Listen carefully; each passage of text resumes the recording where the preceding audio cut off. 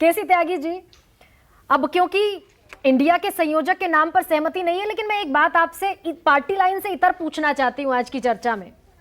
राजस्थान, मध्य प्रदेश और छत्तीसगढ़ तीनों ही जगहों पर किसी का चेहरा तय नहीं, जबकि यहां पर तीनों राज्यों में परिपाटी ऐसी है कि बीजेपी वर्सेस कांग्रेस ही चुनाव लड़ा जाता है, हारा और जीता जाता है। ऐसे में चेहरे को लेकर जो संकट है दोनों पार्टियों में, से कैसे देखते हैं आप? गरिमा जी, मेरे प्रिय हैं गुरु प्रकाश जी, जो बहुत शालीन प्रवक्ता हैं भाजपा के। उन्होंने अपने भाषण में या अपने में जो विचार रखे हैं उस पर मैं कुछ कहना चाहता हूं। इन्होंने इशारा किया हम लोगों की तरफ भी कि हमारे यहाँ रोज़ उलट पुलट होती रहती है। तो गुरु प्रकाश जी, मैं आपका ज्ञान भी बढ़ा दूं और याददाश्त भी मजबूत कर दूं। भारतीय जनसंघ के सब अध्यक्ष थे मौली चंद्र शर्मा। वो राष्ट्रीय अध्यक्ष होते हुए कांग्रेस पार्टी ज्वाइन कर गए, नंबर 1। दूसरे अध्यक्ष थे पीताम्बर दास जी। वो भारतीय जनसंघ छोड़ करके लोकदल ऑफ चरण सिंह ज्वाइन कर गए।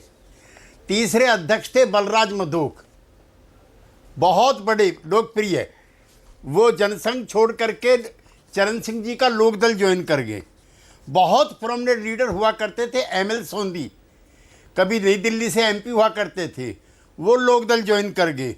कल्याण सिंह जी बाबरी डिमोलिशन के बाद हिंदुस्तान में सबसे लोकप्रिय हिंदुत्व के चेहरे थे, वो जनसंघ बीजेपी छोड़ गए। यदि येरप्पा छोड़ गए तो छोड़ने जोड़ने का तो हर पार्टियों में चलन जारी है। लेकिन मैं आपसे ये भी डिसएग्री करता हूं कि आपने पे विचार कभी डाइल्यूट नहीं होने दिए। आपके मैंने सारे मैनिफेस्टो पढ़े हैं, इंक्लूडिंग हिंदू महासभा तब से लेकर अब तक के। क्या कम्युनिस्ट पार्टी के साथ सरकार में शामिल होना आपकी विचारधारा के अनुकूल है? क्या धारा 370 यूनिफॉर्म सिविल कोड और राम जन्मभूमि का मामला अदालत तय करे?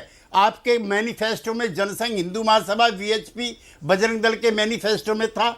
जब ये अरुण कुमार जी गवाह हैं, जब जॉर्ज फर्नांडिस कन्वीनर बने थे, आपने इन तीनों सवालों को खुंटी पर टांग दिया था। विचारधारा को डाइल्यूट करने की बात यह है।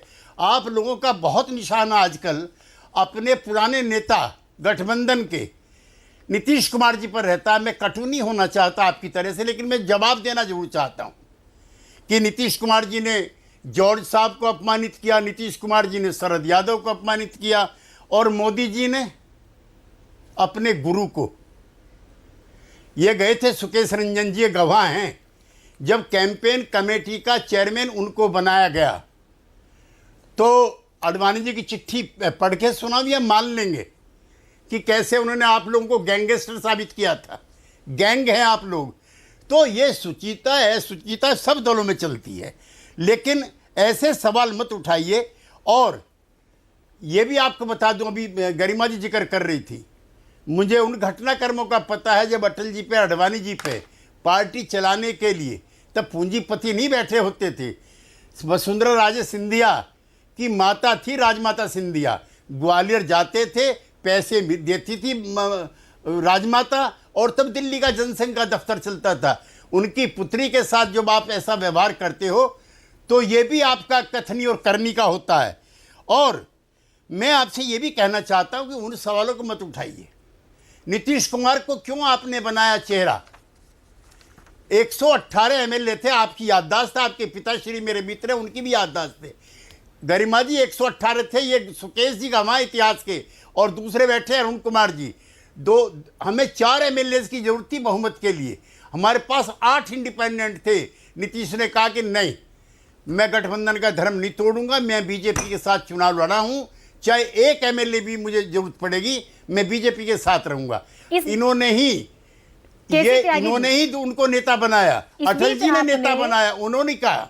हाँ, इस बीच आपने जो एक लाइन कही कि राजनीति में शुचिता अशुचिता चलती रहती है, अवसरवादिता की राजनीति में शुचिता और अशुचिता का कोई बहुत बड़ा प्रश्न नहीं रह जाता। लेकिन अगर राजस्थान में वसुंधरा राजे सिंधिया नहीं, क्योंकि आप बड़े अनुभवी पैनलिस्ट हैं मेरे इस चर्चा में, मैं आपसे ये समझना चाहती हूँ कि अगर वसुंधरा राजे सिंधिया राजस्थान में नहीं, अगर रमन सिंह छत्तीसगढ़ में नहीं और शिवराज सिंह चौहान मध्य प्रदेश में नहीं, तो फिर कौन और किस तरीके से चुनाव लड़ा जाएगा?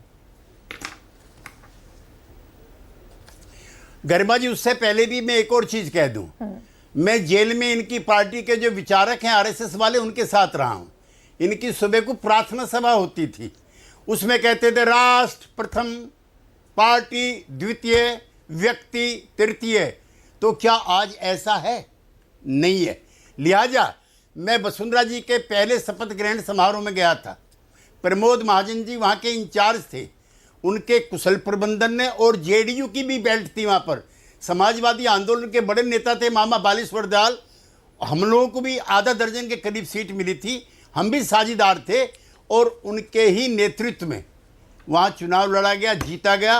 वो कभी भी, और बताऊँ आपसे मैं, कभी भी, भैरव सिंह शेखावत तो बड़े नेता थे, लेकिन वहाँ जनता पार्टी ऑफ चंद्रशेखर और लोक दल ऑफ चरण सिंह, उसके बगैर कोई सरकार नहीं बनती थी। लेकिन हम सब लोगों ने भैरव सिंह जी को बनवाया।